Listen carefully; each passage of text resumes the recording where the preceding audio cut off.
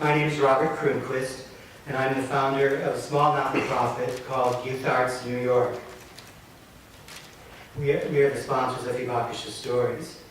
In the last 3 years, we've brought over 80 atomic bomb survivors to 75 schools in reaching 10,000 students here in the New York City area. This program only exists because of you students and the faith that we have in you and the joy we have in seeing you here with us today.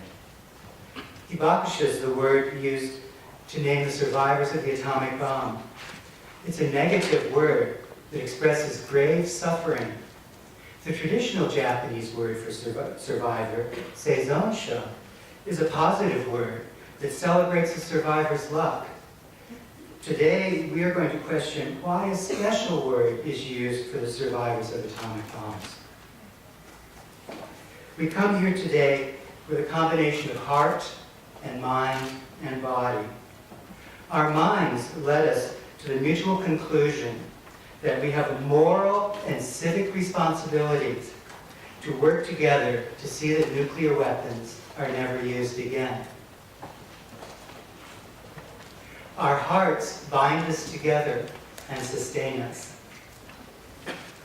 The health and well-being of our bodies, the body of the land, the sea, and the sky upon which we live and breathe is our concern. So we're honored to share this time with you and to thank your schools and your teachers for bringing us together for this historic occasion. When I was in high school, my 12th grade teacher, Mr. Bechtel, had us read a book called Hiroshima by John Hersey.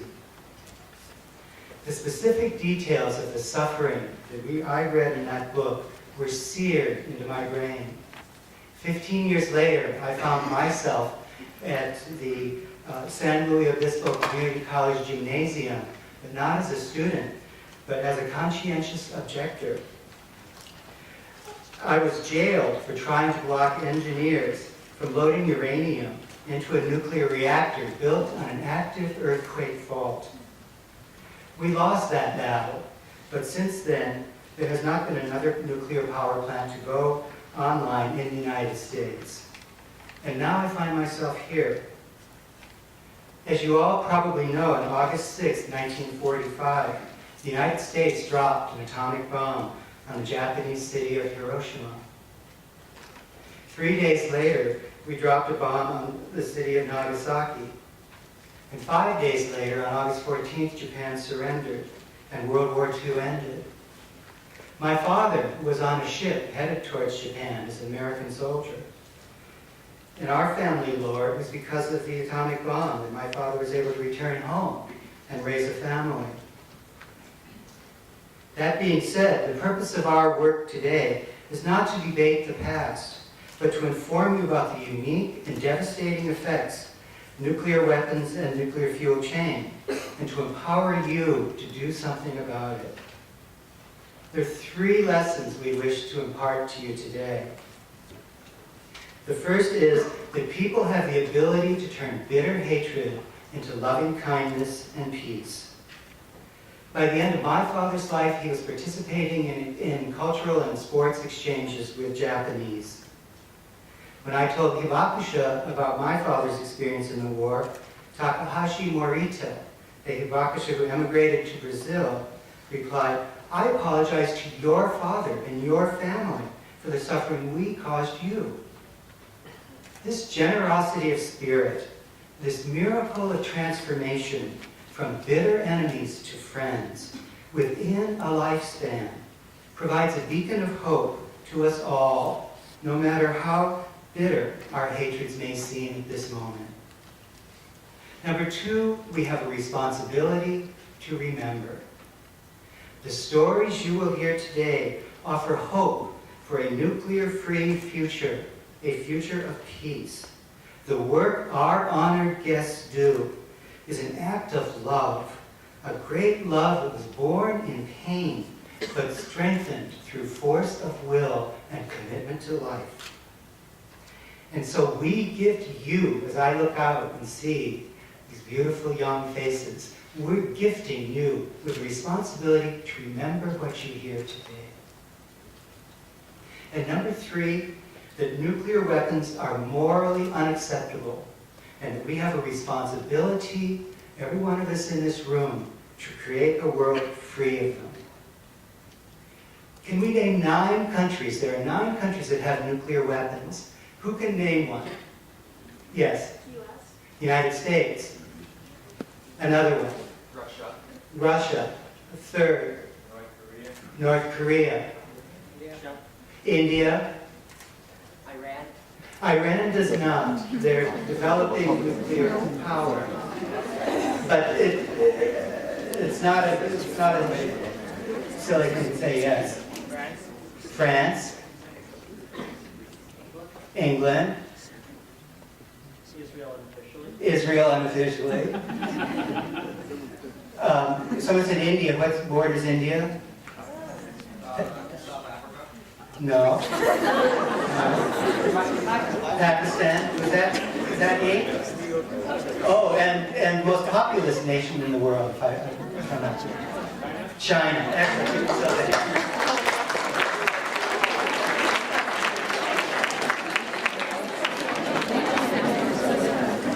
So there are roughly 23,000 nuclear weapons in the world today.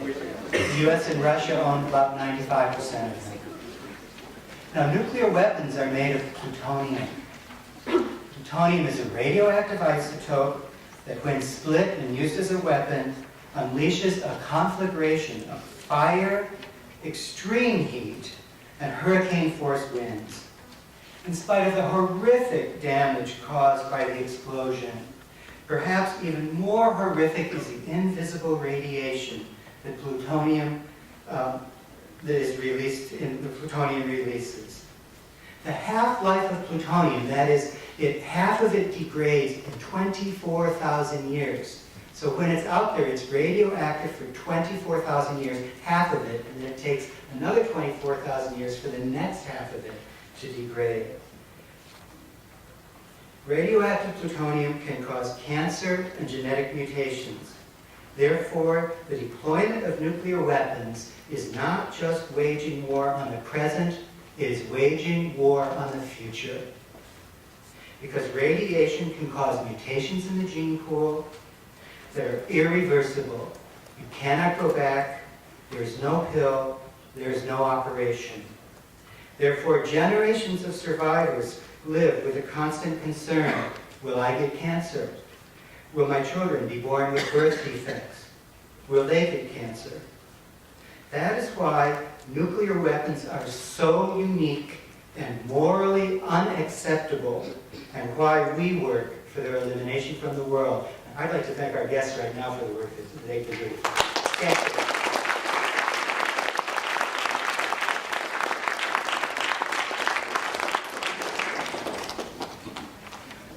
And finally, I'd like us to do a little sensory experiment.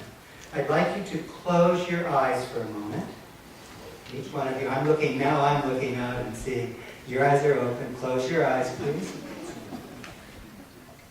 And I'd like you to think of one place in the world that you most love. If there's anywhere in the world you could be right now, what does it look like? What does it feel like?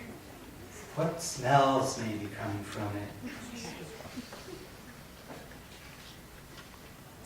Okay, and I'll do one more.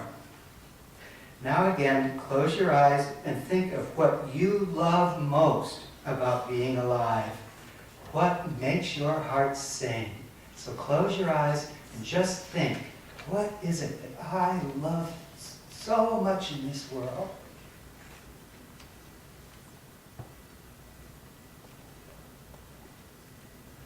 Okay, thank you. And now imagine all this can be destroyed in an instant with a single nuclear weapon. That is why we do the work we do. We cannot ask nations to unilaterally disarm. We together, and here I think, how many of you speak more than one language? That means you have connections to other parts of the world. So what we are sharing today can go all throughout the world through our personal interactions. We cannot ask nations to simply unilaterally disarm. We must build a global network of friendship and mutual security and social and environmental justice so that countries can feel secure enough to disarm and that renegades have no reason. And today, by us being here together, and I want to thank the Japan Society and Hibakusha Stories and Youth Arts and our honored guests and our teachers. I want to thank all of you for bringing us together, because right now, today, just by being here, we are beginning to build that global community that can spread out and work together to build a world safe enough that nations feel that they can disarm. So now it is my great honor to introduce our esteemed guests. First off would be Mr. Yasuaki Yamashita, a ceramicist, a wonderful artist, currently living in Nagasaki.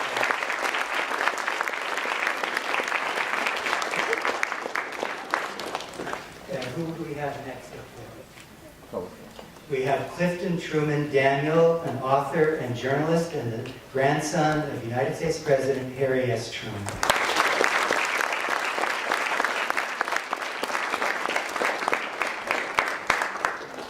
And we have Ms. Setsuko Thurlow, survivor of the atomic bombings of Hiroshima, resident of Canada, and recipient of the highest civilian honor her government can bestow, the Order of Canada.